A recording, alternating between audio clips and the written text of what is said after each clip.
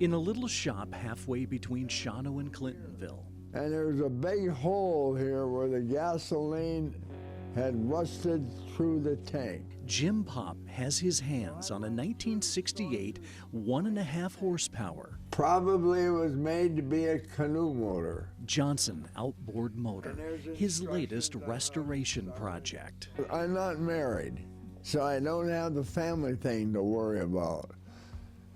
So I come here 7 days a week. After growing up on a dairy farm in Zacco and graduating from Bondwell High School in 1957, Jim went to work at a plywood factory. But he had a dream. He wanted to become a cadet at one of the country's service academies.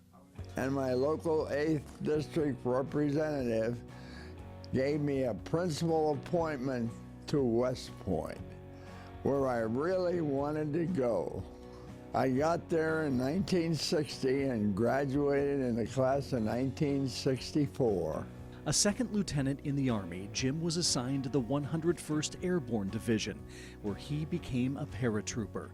Then, with the Vietnam War breaking out, he went to flight school to fly helicopters. My first tour in Vietnam, which was 66, 67, was flying lift ships, or Hueys as they were called, hauling them, maneuver the infantry into battle and picking them out of battle.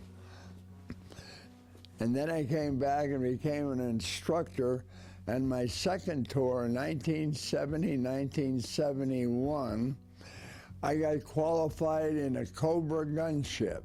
Over his 27-year career in active duty, Jim rose through the ranks to become a battalion commander, and he worked in the Pentagon. In 1991, he retired and moved home to take care of his mom, but also looking for something to keep him busy. I have to have something to do, something that's interesting, something that I can study.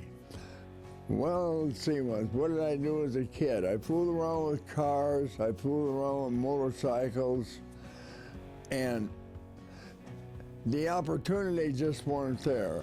First of all, I didn't have a gymnasium for cars. Motorcycles, if they were worth anything, they'd been acquired by Hollywood. And I remembered the boat motor that my dad gave me when I was 10 years old. This started it all. Yes, that started it all. I remember going fishing on Shawano Lake in a wooden boat. It wasn't fast, but it sure beat owing. I did a little research and found out that the state of Wisconsin at one time had close to 50 machine shops building versions or parts for fishing motors. And so, if that was the case, there's got to be motors lying around.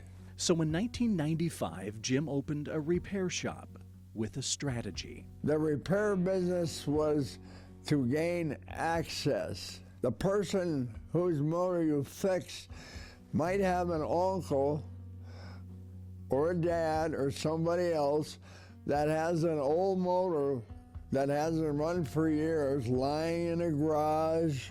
Jim started collecting, and thanks to a library of manuals he's acquired over the years, and you'll see motors that people have never heard of, like a Martin. He knew what treasures to look for. Mercury had scads of models. You had to know what specific one was going to have some value in the future, and that's what you look for. And this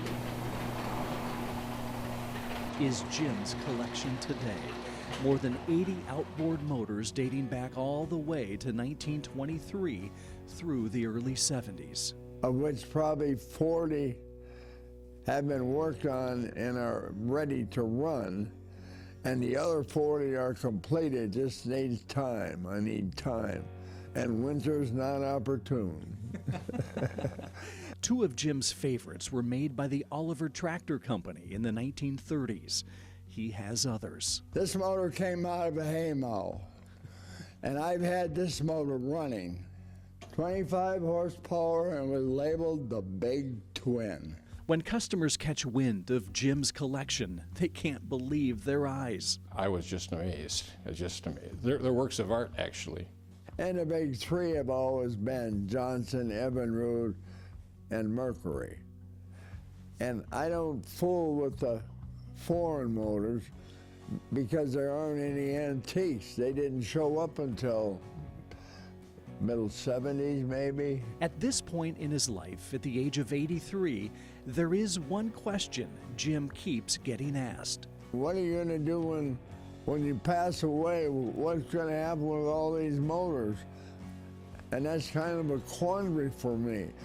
I plan on staying like this until I'm physically in disrepair and unable to continue to use my hands and my head to work on motors. While Jim is still full steam ahead, repairing and collecting boat motors from the past, he's also deeply committed to future generations. He sponsors an annual scholarship at Bondwell High School for a student entering the trades. In Embarrass with photojournalist Michael Bergman, I'm Jeff Alexander for Small Towns.